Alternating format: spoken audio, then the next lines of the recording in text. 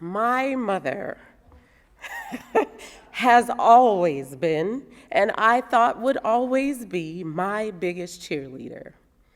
And boy, oh boy, could she cheer.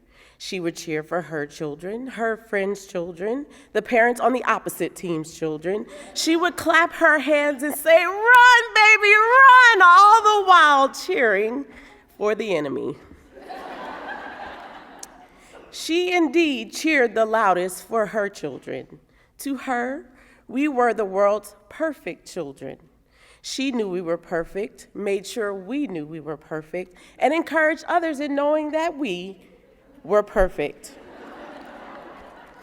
Until I wasn't. It was the summer of 1992, and my first full year at Xavier University had just come to an end.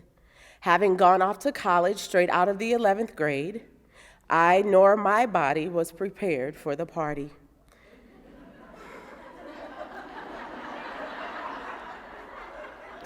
Not one to get sick very easily, we were so surprised by the flu that took over me. Afraid to die, I made an appointment with our family doctor, who saw me right away. Little did I know that what she would tell me would kill me faster than any flu. I was pregnant and 17. I can still see it like it was yesterday. I stared at the doctor in disbelief, even told her that she should go make sure she didn't switch my test with someone else's.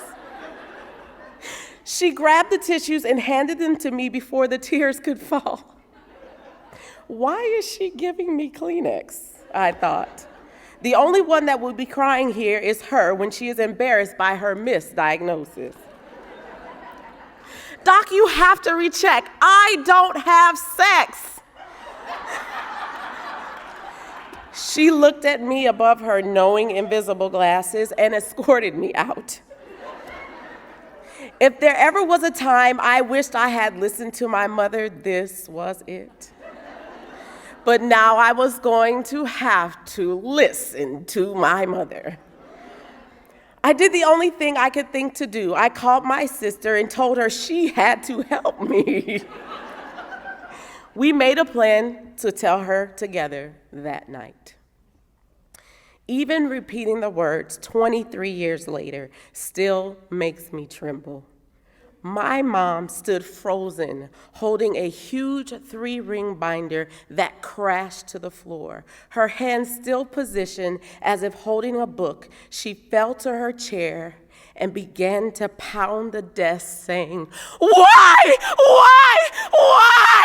I would have put up my head on a chopping block to say, not my daughter!" After her outburst, she looked at me. It was the longest stare. She calmly lifted herself from the table and retreated to her room. She literally put on sackcloth and ashes. The 1990s style, of course, and didn't utter words to anyone for a week. A phone call broke the silence. "Do you have a pen?" she said gruffly. "Call this number," she commanded, and hung up the phone. This was the abortion clinic hotline. That is when I cried. For real. Not like the tears I had cried before, a cry of disbelief that my mother expected perfection to the point that she would force me to kill this little unborn child. She had taught me different. I'd heard her say it to others, but that wasn't good enough for me. Later, I learned that this ploy was her obnoxious way of saying, "Get the facts. And just in case you were thinking it, abortion ain't the way." I never wanted to cry like that again. I didn't think I'd ever cry like that again until I did. This time, it would be worse. It was the summer of 2014, and our household was buzzing. In just a few days, our first to go away to college would be leaving for LSU. I had had such a long day of scholarship hunting and dorm room packing that when I fell into my bed, I meant that thing. I snored as fast as my big nose could carry me. Suddenly, the torch of the glaring overhead light ruined my sleep, and I looked up to see my daughters standing at the door together. My stomach was sick. I didn't know why I was sick, but I knew I was going to be sick. Then Lauren spoke. My sister is pregnant. This had to be déjà vu. This could not be happening to me in the same way I had done this to my mother. Her with her sister and I with mine, the movie was stuck on repeat. I lifted from that pillow and let out a holler. What did you just say to me? My sister is pregnant, she choked through the tears.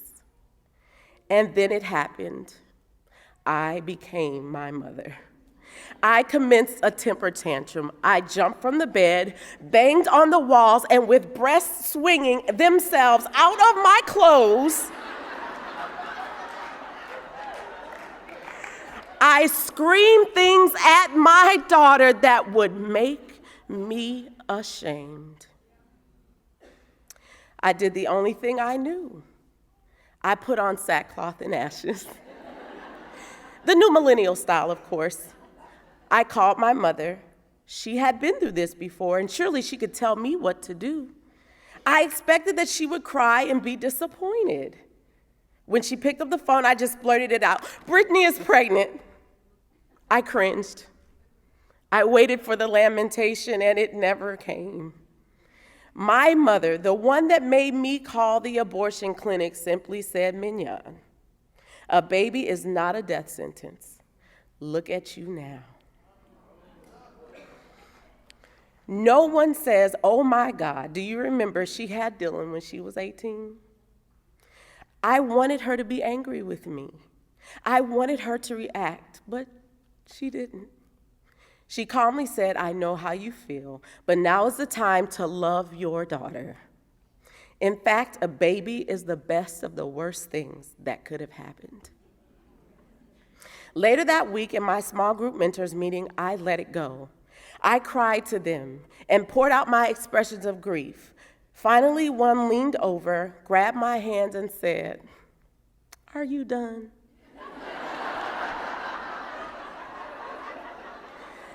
I looked at her and she said, it's so funny how the world works.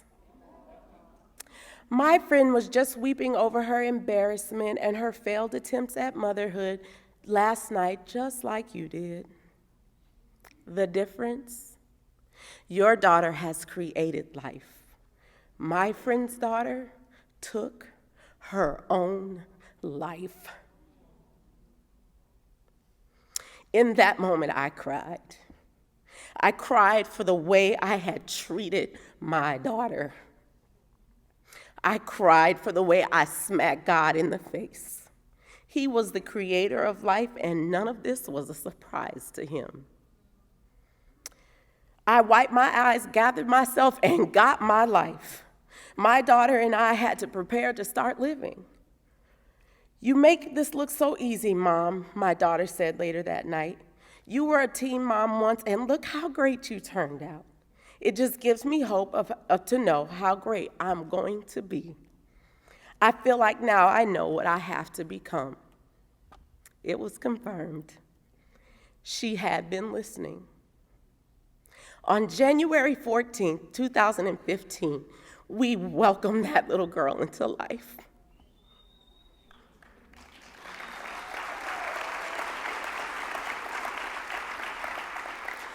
Lincoln Carter Francois Hammonds, or as I refer to her, Madam President.